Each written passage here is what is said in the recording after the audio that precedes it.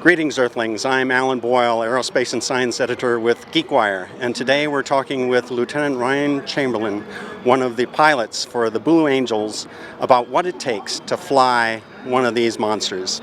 Well, obviously what you see here is the F-18 Hornet. There's all kinds of various panels throughout the right and left side of the jet.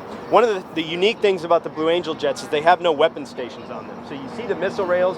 Right. There's actually two hard points on each wing. The cheek stations, where you can kind of see that's cut out there, that's also a missile station. And then there's an ability to have a drop tank in the middle. All of that stuff has been removed, and you see what you have in front of you, which is a nice, shiny blue and yellow airplane. Mm-hmm. The differences as well with these Hornets as opposed to the ones you might see in the fleet are we take out the 20mm cannon in the front and we put a smoke tank in there. So we have 90 gallons of smoke oil, which, as you see back here, hits our left engine. And it vaporizes, and that's what actually creates the smoke. So when it hits the exhaust, that's actually what creates the white smoke that you'll see as we perform out there. So that's another unique difference. We also have inverted fuel pumps in this airplane. So the inverted fuel pumps, when activated, will allow us to fly inverted up to 60 seconds, which is not normal. Normally, there's about a 5 to 10 second limitation with that. Obviously, our maneuvers have us inverted for up to 60 seconds, so we need those inverted fuel pumps as well. There's a couple other things that you can see if you look closely. There's a stopwatch up there. The Solos use that for some of their crossing maneuvers.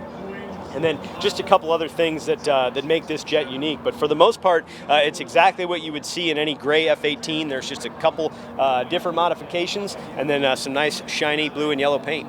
Is there something, people will talk about, well, the Super Hornet might be coming in and new technology in aviation. Are there some technological innovations that you'd love to see come into, the next plane that you fly? No, certainly there's always improvements that can be made, but one of the nice things about flying this airplane, despite the fact that it is 30 years old, is it's absolutely it's pure. This is aviation at its purest, and so you don't have all the fancy gadgets. You're relying on looking outside and just using this aircraft for everything that it's possibly capable of. And so what we do with this is we don't need all the fancy weapon systems because we're putting on an air show. So while the Super Hornet certainly does have those capabilities, I wouldn't see that we would necessarily use them for the air show itself. But obviously there's always improvements that can be made.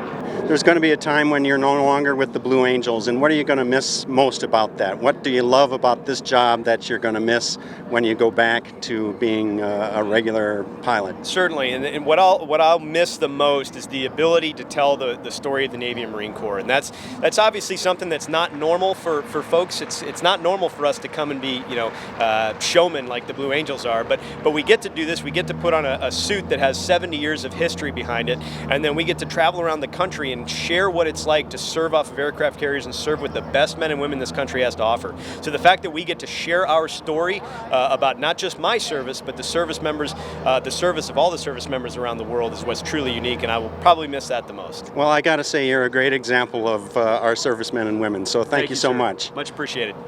And I'm Alan Boyle with GeekWire, signing off. Watch the skies.